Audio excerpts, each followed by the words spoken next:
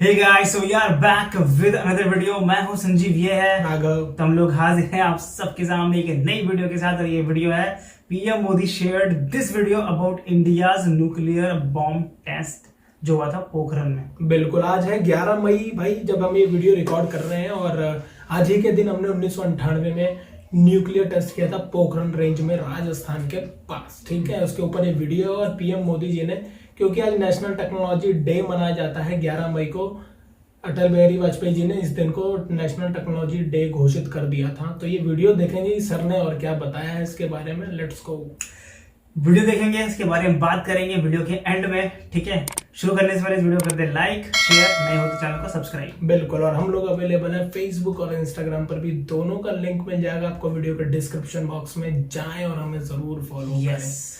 आइए वीडियो देखते हैं, कुछ नई जानकारियां हाथ लगती हैं कि नहीं। Let's go. नमस्कार and welcome you all to world affairs. मैं हूं प्रशांत धवन। नाउ पीएम मोदी ने रिसेंटली एक बहुत ही इंपॉर्टेंट वीडियो शेयर करी है, और ये वीडियो शेयर करने का ओकेजन क्या है? आज है 11 मई, मतलब कि नेशनल टेक्नोलॉजी डे। ये दिन हम सेलिब्रेट करते हैं 1998 के पोखरण न्यूक्लियर टेस्ट को कमेमोरेट करने के लिए। नाउ पहले मैं चाहता हूं ये जो वीडियो है ये आप देखें, फिर हम आगे डिस्कस करेंगे इस वीडियो के बारे में। Today at 15:45 hours, India conducted 3 underground nuclear tests in the Pokhran range.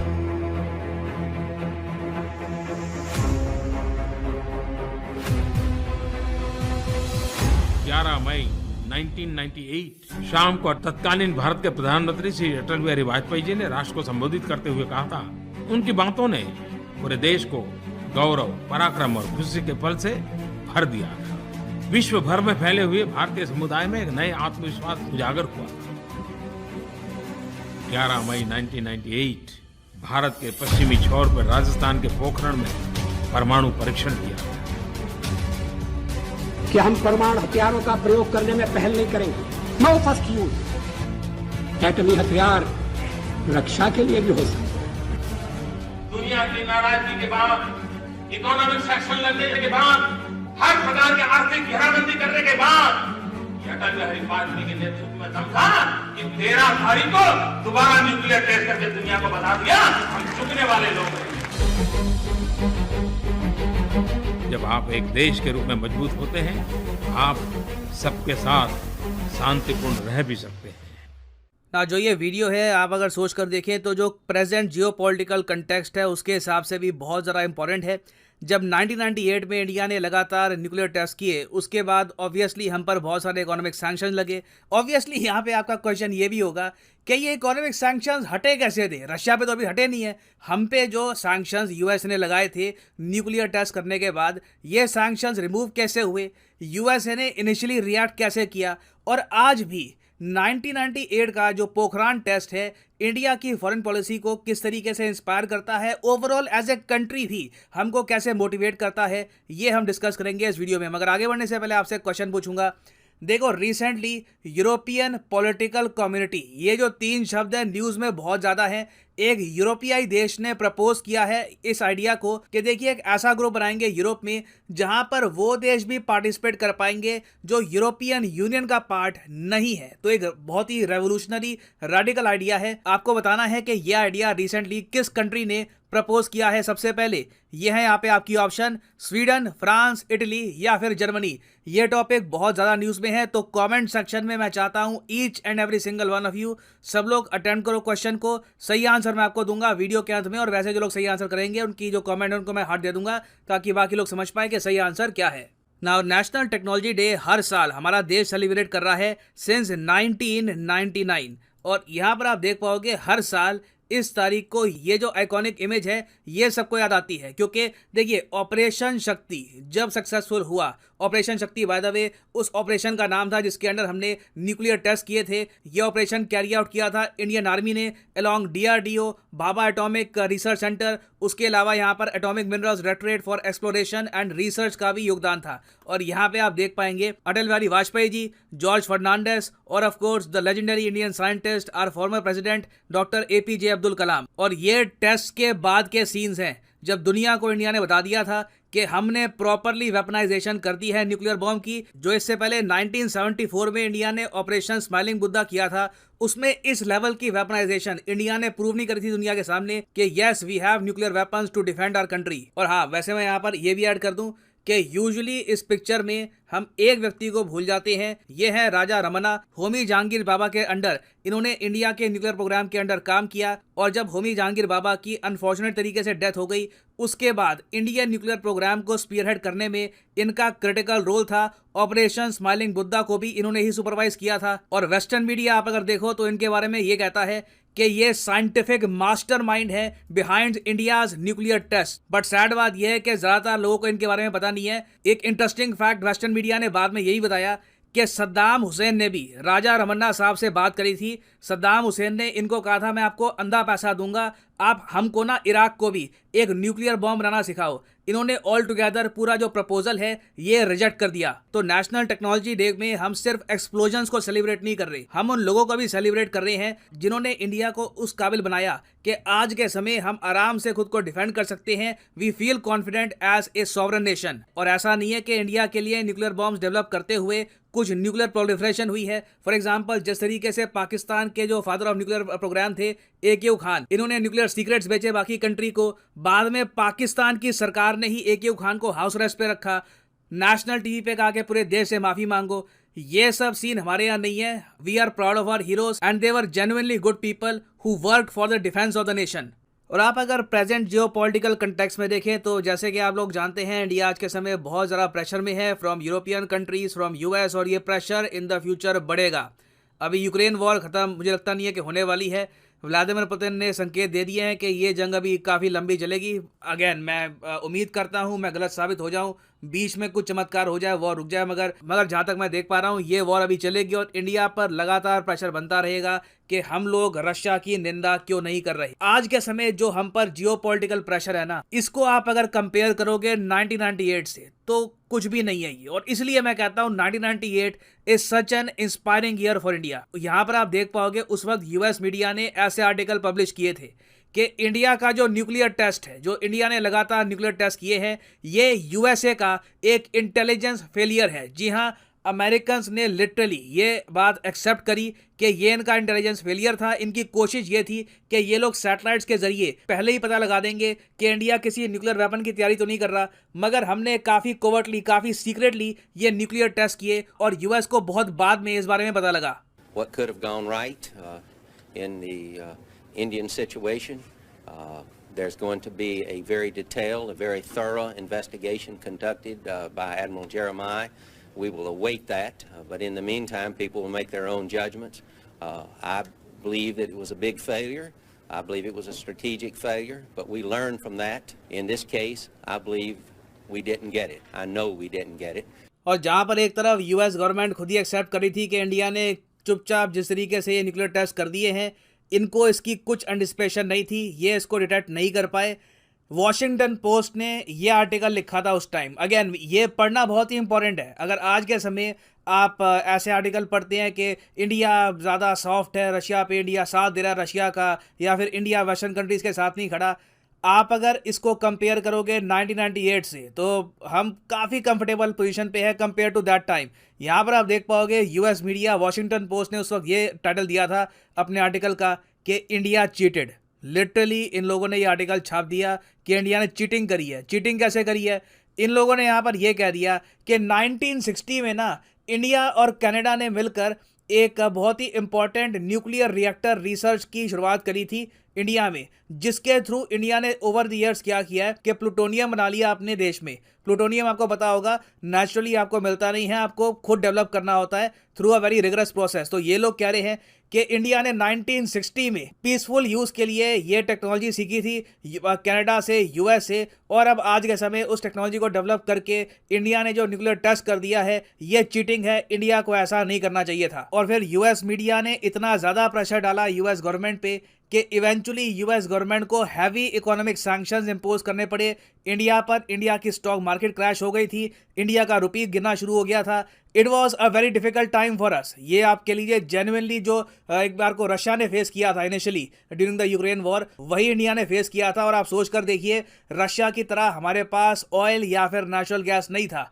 उसके बाद ऑफ कोर्स पाकिस्तान को भी हमें कॉपी करना था, तो पाकिस्तान ने भी कुछ न्यूक्लियर टेस्ट किए और उसके बाद पाकिस्तान पर भी सैंक्शन लगाए गए। मगर ये बहुत ही एक इंटरेस्टिंग बात है हिस्ट्री की, लोग एक्चुअली भूल जाते हैं इस बात को कि इंडिया ने न्यूक्लियर टेस्ट कब किए थे, मई महीने में। ऑलराइट, 11 मई को पहला न्यूक्लियर टेस्ट किया। इंडिया पर जो इकोनॉमिक सैंक्शंस है ये कब हटे, ये 1998 में ही हट गए थे। यहाँ पर आप देख पाएंगे वॉशिंगटन पोस्ट का आर्टिकल है, US lifts sanctions on India Pakistan. एक यूएस ने आप कह लीजिए एग्रीमेंट साइन करवाया कि देखो इसको यूज़ मत करना, आपस में शांति से रहना। उस एग्रीमेंट की कुछ खास स्ट्रेंथ है नहीं, कुछ लीगली बाइंडिंग था नहीं अपने आप में, मगर यूएस ने एक दो बार ये बोल करके ये न्यूक्लियर बॉम्ब्स का भी यूज़ मत करना, अपने आप जो सैंक्शंस हैं ये रिमूव कर दिए थे नवंबर महीने तक। By 1999 India was virtually sanction free और वापस हमारी इकोनॉमी ग्रो होनी स्टार्ट हो गई। और आप सोच कर देखिए, ये तो चलो नवंबर तक हो गया, मगर मई से लेकर नवंबर तक लोगों में कितना डर रहा होगा कि ये सैंक्शंस कब हटेंगे, कब हमारा कंट्री आगे बढ़ेगा। But the country survive that period और आज के समय हम कई गुना ज़्यादा स्ट्रांग है। तो देखिए, ना सिर्फ एकेडमिक पर्सपेक्टिव से तो मैं आपको बता सकता हूँ कि देखिए ये पहली बार कब हमने ऑब्जर्व किया था इस दिन को, इस बार 2022 में जो हमारा टेक्नोलॉजी डे है, इसका थीम क्या है, थीम है integrated approach in science and technology for a sustainable future. ये सब एकेडमिक पर्सपेक्टिव से बिल्कुल इंपॉर्टेंट है, एग्जाम में आपसे क्वेश्चन पूछ सकते हैं। बट उसके बियॉन्ड भी आप अगर देखिए तो this time actually inspires us as a country. और आप अगर सोच कर देखिए तो एक इंडिविजुअल लेवल पर भी आपको इंस्पायर कर सकता है, क्योंकि आपकी लाइफ में भी काफ़ी बार टेस्टिंग टाइम्स आए होंगे, आपको खुद पे डाउट हुआ होगा, खुद की स्किल पे डाउट हुआ होगा, but eventually you will always move forward, you will always overcome those times. And finally वापस आते हैं अपने एमसीक्यू पर कि यूरोपियन पॉलिटिकल कम्युनिटी EPC, ये जो आज के समय कॉन्सेप्ट काफ़ी न्यूज़ में है, ये किस कंट्री ने सबसे पहले प्रपोज किया है? तो सही उत्तर इसका है option B, the country of France. जी हाँ, इमैनुअल मैक्रोन ने खुद यहाँ पर कहा है कि कई देश है, जैसे कि मान लीजिए सर्बिया है, यूक्रेन है, ये यूरोप में रहकर भी काफ़ी बार यूरोपियन यूनियन में कंट्रीब्यूट नहीं कर पाते, हमारे साइंटिस्ट के साथ मिलकर काम नहीं कर पाते, स्पेस के प्रोग्राम्स में, हेल्थ के प्रोग्राम्स में। तो क्यों ना इनके लिए अलग से हम बनाएं यूरोपियन पॉलिटिकल कम्युनिटी। और जर्मनी और वेरियस और कंट्रीज ने बहुत ही पॉजिटिव तरीके से इस आइडिया को वेलकम किया है। तो आने वाले कुछ सालों में मोस्ट प्रॉब्ली आपको देखने को मिलेगा यूरोपियन पॉलिटिकल कम्युनिटी का गठन। फाइनली यहाँ पर मैं ये भी ऐड कर दूं कि आप अगर किसी भी एग्जाम की तैयारी कर रहे हैं, चाहे UPSC, SSC बैंक, सीधा जाओ कमेंट सेक्शन में। फॉर एग्जांपल आप अगर प्रिपेयर कर रहे हैं for bank examinations, click on bank और यहाँ पे आप परचेज कर पाएंगे the course of your choice, जो अनअकैडमी का आइकॉनिक कोर्स है। ये भी आप कर सकते हैं purchase. Priority doubt solving session यहाँ पे आपको मिलेंगे, मगर जो यहाँ पर प्राइसेस लिखे हैं, for example 390 rupees per month, ये पे करने की आवश्यकता बिल्कुल नहीं है। सिंपली यूज करिए code PD10 and the prices will start following. And for just 351 rupees per month आप 2 साल तक प्रिपरेशन कर सकते हैं बैंक एग्जाम्स की with Unacademy's iconic course. So use the code PD10 and save money. So इसी note के साथ ये है वीडियो का अंत। Thank you for listening and as always God bless you all. Okay, video होती है एंड भाई। और हमारे कम्युनिटी सेक्शन में आप जाओगे तो आज ही हमने इस पे पोस्ट डाल दी थी, ठीक है, 6 बजे के आसपास डाली थी। हमें एकदम से ध्यान आया कि आज तो नेशनल टेक्नोलॉजी डे है और आज इंडिया ने अपने न्यूक्लियर टेस्ट किए थे। और आज इस मौके पे प्रधानमंत्री मोदी जी ने याद किया है न्यूक्लियर टेस्ट जो हुए थे पोखरण में, उसको जरूरी अपनी अचीवमेंट याद भी करना और लोगों को समय समय पर याद दिलाते रहना कि भैया we are a nuclear armed nation. लोगों को पता होना चाहिए कि यार न्यूक्लियर आर्म फोर्सेस मतलब होना कितनी गर्व की बात है एक तरीके। और हमारे जो साइंटिस्ट है किसी ने चोरी से नहीं बनाया, यस, खुद के दम पे कराया। जैसे उनके थे, क्या नाम था, अब्दुल कादिर, पाकिस्तान के, पहले उस बेचारे ने बनाए, उनकी डेथ हो गई, पिछले साल डेथ हुई है अभी, और पिछले साल हुई, इसी साल हुई शायद जनवरी के आसपास। उस बंदे से पहले बनवा लिया लोगों ने, उसके बाद जेल में भी डाल दिया, फिर टीवी पे बोला कि आके सॉरी बोल, क्योंकि पकड़े गए थे उस उसका पूरा कि क्या किया था उस बंदे ने। न्यूक्लियर ट्रैफिकर, ये टाइम मैगजीन ने उस बंदे का फोटो लगा के छापा था। बोला ना time magazine personality of the year कौन है, तो भाई को दिया था। अच्छे काम में कहीं पाकिस्तानी नहीं आते भाई, हमारे कहीं नहीं आते। तो ये हमारी बात करते हैं हम, ये इस ऑपरेशन का नाम था ऑपरेशन शक्ति। ऑपरेशन शक्ति शायद अभी जो इंडिया ने, हमने जो सैटेलाइट एंटी सैटेलाइट वेपन बनाया था ना, उसका भी शायद ऑपरेशन शक्ति ही नाम था।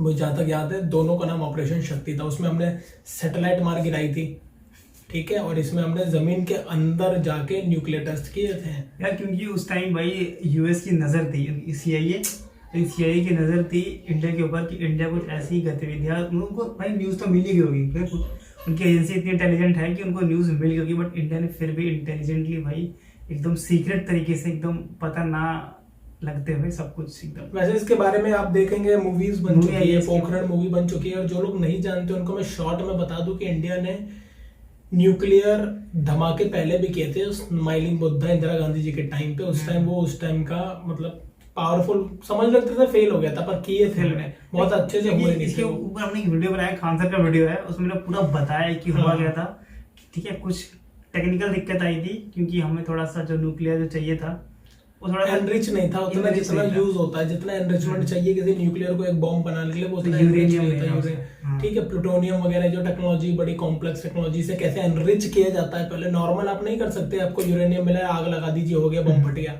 इसको पहले एनरिच किया जाता है उतने गुना, फिर वो रिएक्शन के थ्रू बना के वैसा जो भी करके, इतना ही मुझे पता तो मैं खुद न्यूक्लियर साइंटिस्ट होता।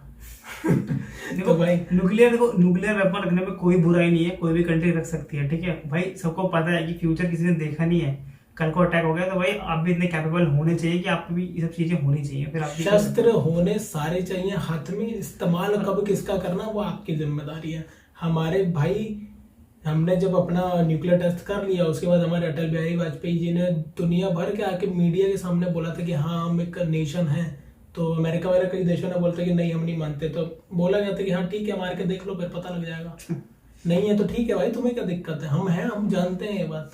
और फिर हमने ये भी बोला था कि भारत किसी पे भी पहले हमला नहीं करेगा न्यूक्लियर का। इंडिया कभी किसी पे हमला शुरू से ही नहीं करता भाई, शुरू से ही नहीं करता। हम लोग हमला नहीं करेंगे, ये हम लोगों ने अपने डिटरेंस के लिए बनाया कि कोई हम कर दे तो हम क्या फिर ताकते रहे, अमेरिका के पास जाएं, किसके पास जाएं? 135 करोड़ लोग रहते हैं यहाँ पे, 20-30 लाख नहीं रहते भाई, 135 करोड़ का देश है, और हमारे 2 न्यूक्लियर आर्म्ड नेशन, इधर पाकिस्तान और ऊपर चाइना, दोनों पे न्यूक्लियर।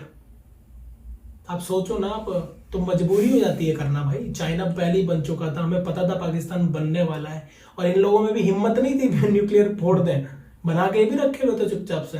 इनके तो पता लग गई थी, मोरारजी देसाई को उस टाइम हम लोगों ने कोई वीडियो रिएक्ट किया, उसमें था कि हमारे मोरारजी देसाई के आसपास उन्हीं की बात है शायद, उनको बता दिया गया था हमारे एजेंसी ने कि भाई ये लोग काम कर रहे हैं न्यूक्लियर बनाने पे, और उन्होंने उनके जो उस टाइम के अयूब खान थे कि कौन, उनको कॉल करके बोल दिया बात करते करते कि हमें पता है तुम्हारे वहाँ पे क्या चल रहा है, हमारे कितने रॉ के एजेंट मारे गए थे, चुन चुन के मारा था इन लोगों ने। उसी टाइम हम लोग खत्म कर देती रॉ, इनका पूरा प्रोग्राम आज भी नहीं होता। ये सच की कहानी बता रहा हूँ।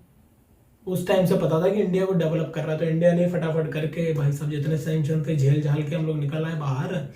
इसमें जहाँ तक मेन जो फेमस कहानी है इसमें कि उनके सैटेलाइट को हमने कैसे चकमा दिया है, मूवी देख सकते हो। अगर देखो एग्जैक्ट मूवी 100% सही नहीं है, 90% मतलब एक मोटा मोटी सही है। कॉन्सेप्ट वही है, कॉन्सेप्ट वही है, डिटेल आप एडिटर कितनी भी इकट्ठी करवा अधूरी रहेगी। वो छूट भाई 3 घंटे में यार इतने दिन की मेहनत कैसे दिखा देगा कोई, ठीक है। तो बहुत चीजें मिस हुई हैं, और इसमें जो भाई नाम लिया गया रमन्ना का, हाँ ठीक है, उनका मतलब उन्होंने मतलब जो प्रोग्राम स्टार्ट किया था जहांगीर, क्या नाम था उनका, होमी जहांगीर बाबा, इंडिया के जो है भाई फादर बोले जाते हैं न्यूक्लियर प्रोग्राम के। तो उनकी डेथ के बाद इन्होंने ही भाभा एटॉमिक सेंटर भी इन्हीं के नाम पे दिया गया, इनको डेडिकेटेड है होमी जहांगीर भाभा के भाभा एटॉमिक सेंटर। ये बड़ी रहस्यमयी तरीके से इनकी मौत हो गई। बोला जाता है कि अगर ये जिंदा रहते तो ये उसी टाइम कर चुके होते हैं, ये उसी टाइम कर चुके थे। आप सोचो ऑपरेशन स्माइलिंग बुद्धा जब हमने कहते हैं उस टाइम का, जितने ब्रिलियंट आदमी, और इनकी जो इन्हीं के ही विक्रम साराभाई इनके ही कुछ रिलेशन में है। विक्रम साराभाई जो इसरो जिन्होंने खड़ी की है, ये सब एक ही फैमिली से कहीं ना कहीं आते हैं, रिलेशन है लोगों का। एक ही फैमिली में क्या क्या, हाँ ऐसे ऐसे लोग। और होमी जहांगीर भाभा को तो भाई कौन नहीं जानता है, वर्ल्ड वाइड नाम है उनका, दुनिया में, भारत में ही नहीं भारत से बाहर भी नाम है। जैसे अब्दुल कलाम का नाम है, ऐसी होमी जहांगीर भाभा को एटॉमिक फील्ड में जो भी बंदा होगा वो जानता है। आप कोई भी उठा के पढ़ लो, कहीं भी पढ़ लो, आपको दिख जाएगा। America, New Zealand, Australia, France, Germany, Britain, कौन नहीं जानता होमी जहांगीर भाभा को।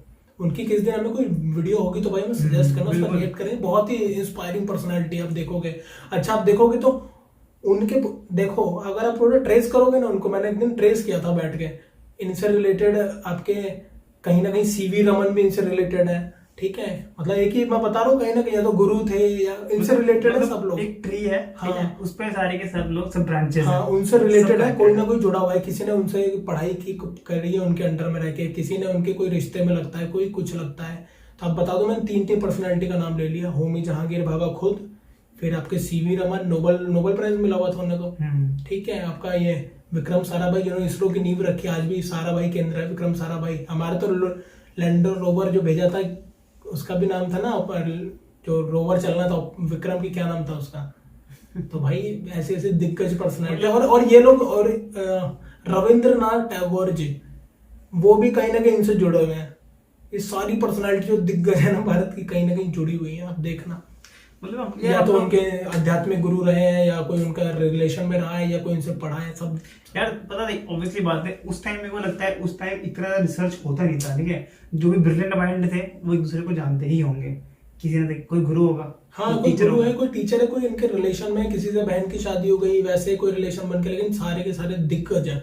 मैं भाई जब पढ़ रहा था तो मैं मतलब घूस बम, मैंने कहा अरे यार, मतलब ऐसा अगर फ्रेंड सर्कल किसी का बन जाए या ऐसे लोग बन जाए तो इंसान क्या करेगा फिर। उसके दिमाग में ये शिट चीजें थोड़ी आएंगी कि मैं बैठ के अपना टाइम खराब करूँ। यार कुछ करते हैं देश के लिए। उन लोगों की आप सोचो कि जब देश कुछ नहीं था उस टाइम, इतनी पढ़ाई की उन लोगों ने, आज की डेट में भी नहीं पहुंच पाते लोग चाह के भी। उस टाइम पढ़ाई की और इंडिया में डेडिकेटेड इंडिया के लिए ही काम किया। कितना पैसा ऑफर होता था, आराम से अपनी जिंदगी बिता सकते थे सब लोग। कितना पैसा पैसा ऑफर हुआ है नासा के थ्रू, भाई सब मना कर दिया, सब। ये लोग भाई, ये लोग भगवान है एक्चुअली में, कलयुग के भगवान। आप बोलोगे तो गलत नहीं है इन लोगों को। मैं तो बोलता हूँ कि भाई लोग भगवान है। और जो लोग कहते हैं ना कि हम लोग नफरत करते हैं, हिंदू लोग नफरत करते हैं मुस्लिमों से या ढिमकाने से, ऐसा कुछ बोलते हैं, बहुत लोग ऐसा बना रखा है। तो भाई यहाँ पे बैठ के ना हम लोग तारीफ नहीं कर रहे होते अब्दुल कलाम जी की बैठ के, समझ रहे हो। विप्रो के जो मालिक है वो भी एक मुस्लिम है, अगर मैं धर्म की बात करूं तो, समझ रहे हो। तो कोई हिंदू मुसलमान से नहीं चिढ़ता है। दिक्कत है वहां की जो सोच। मैं ये नहीं कह रहा, हिंदू में भी कुछ लोग बेकार सोच के होते हैं, मुस्लिम में भी होता है। वो जो गलत सोच वाले लोग हैं, जब वो हावी हो जाए समाज में तो भाई बोलना पड़ता है। एज अ धर्म की तरह मत देखो, क्योंकि धर्म से रिलेटेड है तो बोल दिया जाता है, पर एज अ धर्म पे कोई वो नहीं करता, इसलिए आराम से सब रहते हैं। तो बाकी आपको वीडियो कैसी लगी आप बताना। इस वीडियो के बारे में मैंने बता ही दिया। और चाइना की न्यूक्लियर पॉलिसी ये है कि भाई चाइना पहल नहीं करेगा, और जो चाइना को करेगा चाइना इंश्योर करेगा, लिखा हुआ है कि मैं चाइना इंश्योर करेगा कि उस देश का नामो निशान धरती से मिटा दूं। उनकी इतनी खतरनाक लैंग्वेज में लिखा हुआ है उनका। और इंडिया का लिखा है कि इंडिया रिटेलिएट करेगा तुरंत। और इंडिया में भी 3-4 कंडीशन है कि हम पे बायोलॉजिकल वॉर होगी, यानी कि कोई बायोलॉजिकल वेपन से हमला होगा, केमिकल वेपन से हमला होगा, या हमारी आर्म फोर्सेस पे किसी भी देश में कहीं और जाके कहीं न्यूक्लियर हमला होता है हमारी आर्म्ड फोर्सेस पे, तो इंडिया रिटेलिएट करने का अधिकार रखता है अपने पास। ये हमारी न्यूक्लियर पॉलिसी है। मैं तो चाइना का पढ़ रहा था, चाइना ने तो बकाया था भाई वर्ड पढ़े, मैंने लिखा था कि हम एंश्योर करेंगे कि उस देश को खत्म कर दें। पढ़ना आप, तो ऐसा है चाइना का। तो आई थिंक ये था वीडियो। बहुत सारी बातें कर ली, बहुत सारी महान पर्सनालिटी के ऊपर हमने बातें करी। आज है नेशनल टेक्नोलॉजी डे, सेलिब्रेट करना बनता है, सबको पता होना चाहिए कि नेशनल टेक्नोलॉजी डे मनाया क्यों जाता है, ठीक है। तो ये था वीडियो। होप कि आपको वीडियो समझ में आया होगा। भाई ने बहुत बोला, होप कि इनकी बातें आपको समझ में आई होंगी, वैल्यू ऐड करा होगा इन्होंने इस वीडियो पे, ठीक है। तो जाते जाते इस वीडियो करते हैं लाइक शेयर, नए तो चैनल को सब्सक्राइब करना बिल्कुल ना भूलें। बिल्कुल। और हम लोग अवेलेबल हैं सोशल मीडिया प्लेटफॉर्म्स पे भी, फेसबुक और इंस्टाग्राम का लिंक मिल जाएगा आपको वीडियो के डिस्क्रिप्शन में। जाएं और हमें जरूर फॉलो करें, ठीक है। मिलेंगे आपसे नेक्स्ट वीडियो में। Till then take care, bye.